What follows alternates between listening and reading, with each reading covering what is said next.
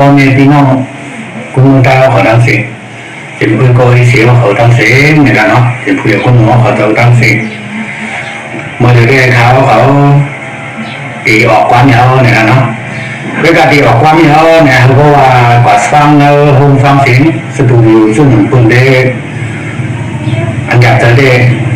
ไม่กันเนาะอยากจะลองมันนี่เนี่ยเนาะอันนี้เงินใจเนี่ยเนาะเวลาว่าตีตัวตึงไว้ตีตัดตัวไว้กว่าไปขยับเนี่ยเนาะในกองกระบวนเขายังไปชาวบินเตรียมก็เตรียมกดเตรียมพึ่งโกหุ้มนั่นน่ะเนาะไปถึงทนสีรองค้าก็เพื่อท่านในตีออกความในชื่อว่าความกุดตามมาส่งพี่น้องเจ้าคือในเมืองใดดังเสียงมาส่งพี่น้องเจ้าคือใดดังเสียงนี่กันเนาะอันนี้ในเมืองใดดังเสียงนี่ก็มาคือนั้นอะไรอยู่ในจิมันก็เรียนชื่อสารกูก็เสียต้องค้ามาส่งค้า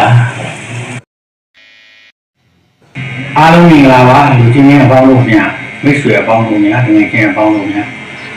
အခုကနေစပြီးတော့ကျွန်တော်တချင်းထုတ်တော့မှာမလို့